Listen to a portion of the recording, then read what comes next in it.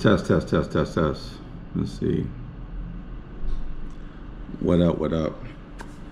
We are live in effect. What's up, y'all? This is Demir the photographer, and I'm here just to talk to y'all about the craziness that I've seen today between Donald Trump and Cyril Ramaphosa, the president of South Africa. So make sure, if you haven't already, make sure y'all go ahead and hit that like button, hit the subscribe button, whatever you need to do to make sure that you're following through. But if you've watched anything today, you've seen the video of Donald Trump trying to play the gotcha game with Ramaphosa, and it just shows you just the level of desperation that these folks are going through in order to justify what they're trying to do. You know, keep it real, y'all. Get my water. This is water too. Ain't no genocide happening in no South Africa. This is the reason why. If it was a genocide happening in South Africa, right, other countries will be talking about this genocide. People on social media will be showing images of violence that's happening. Victims will be talking about it. And for them to say that it's being swept under the rug, it's a lie. It's a gaslight. One of the things that racist people like to do is like to gaslight. And that's one of their tools, to try to deny history. And so they're going to always act as if South Africa didn't have their land taken away by colonizers. And so you have to put it in context. Why would they be trying to take land back?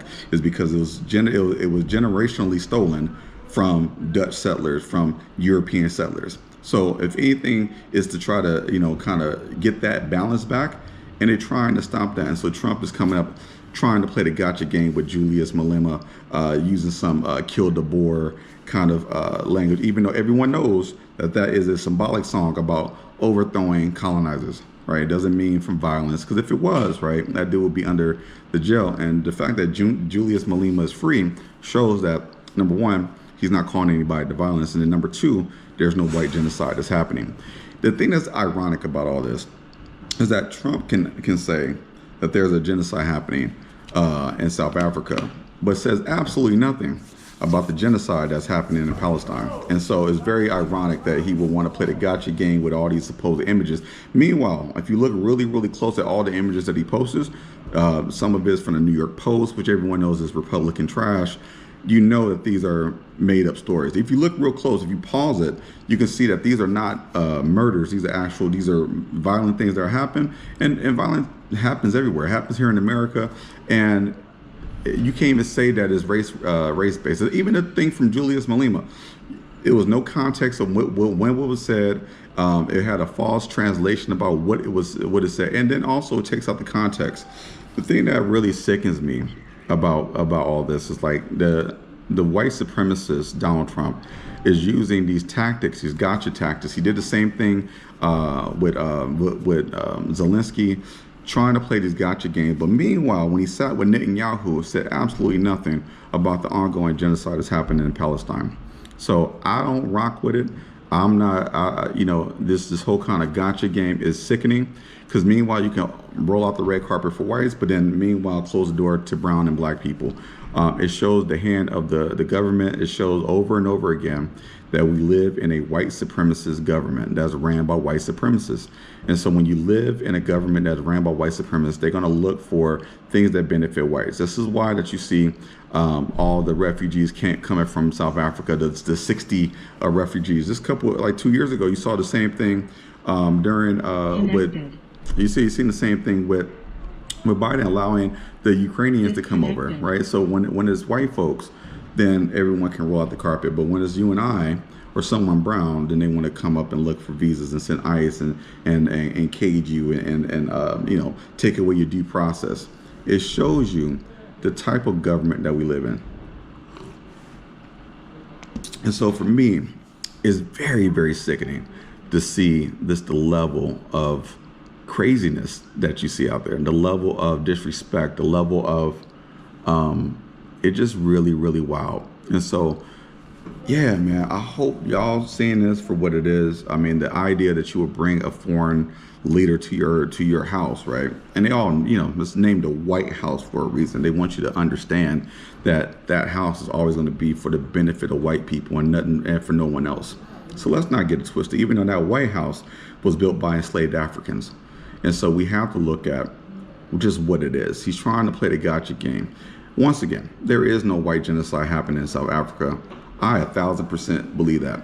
Like I said, there's been no call from any of the countries saying there's been a genocide. Number two, no one's asking for people to be arrested. Number three, if he did do a genocide, why didn't you arrest that president right then and there if that was the case, right? Number four, you didn't provide any evidence. You show pieces of paper and then you try to play old gotcha game with kill the boar. And so that'll be the same thing as if someone grabs some Trumper and say, "Hey, Donald, this is what all white people feel about by everyone else." It's not a fair. It's not fair, you know what I mean? And so the idea that they can constantly continue to gaslight, constantly continue to lie, like these are just blatant lies. I mean, you look at the pictures. I don't see any disheveled, impoverished whites that are coming from South Africa claiming discrimination.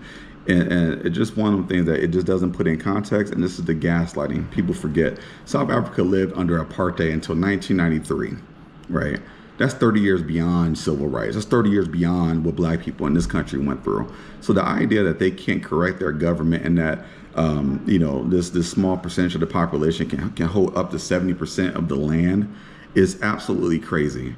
And if it was America, and if there was any type of indigenous group that owns 70% of America, you must believe that they will be sitting there doing all these different laws to take that land back. So I don't want to hear that. They'll do eminent domain to make sure that they can take the land back. And so America can do eminent domain, but it's not okay for a black-led nation to do eminent domain. What I would say is the hell with America, the hell with Donald Trump, the hell with MAGA. And this is a time for people in the diaspora in general to make a stand about what is important to them. Take a stand on what things are that you're going to fight for. And if you're willing to trade your freedom for convenience, then you deserve to have what happens to you. And so this is a very, very critical time. That's why I stand with Ibrahim Traore of Burkina Faso. And that's why I stand with John Mahama of Ghana and all the other President Diomaye Faye of Senegal. And I stand with Ramaphosa as well, because we all know that this is in response to what they did in regards to calling out Israel for the genocide that's happening in Palestine. South Africa is one of the few countries that decided to put Israel on the world stage and call them out for the genocide. So we know that this is in retribution to that. This is a retaliatory to that. Once again, there is no white genocide happening. You will hear about it. TMZ will be reporting it. It will be on every white-owned station in the nation, and it's not. And so the idea that this is happening is really sickening. The fact that no black people, no black South Africans was invited to America, that's telling. As if black farmers are not going through any type of discrimination or any type of discomfort, if you want to name it. So, say all that to say, make sure that y'all read. Make sure that y'all get on here, get on online. I don't know if I can play without having any copyright strikes, but check it out. Trump versus Cyril Ramaphosa of South Africa. It is embarrassing. If you're a true American, right? If you cared about this country, you'll be really embarrassed on how you would want to bring someone to your country to do a gotcha game. Pour one at that to try to put him on the front street to make him provide answers to people that is not even in his government. Julius Malema is not in his government, and even if he was, this is still about freedom of speech. And so you got to have your freedom of speech.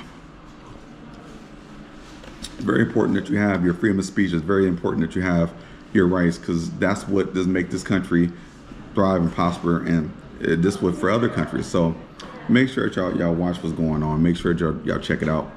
It's really, really telling about the motives. If you look at everything that's been going on in general, right? You look at what's happening with South Africa. You look at the higher terror alert for Ghana. Everybody knows Ghana is one of the most peaceful countries in the world. But the fact that they've elevated the threat level there.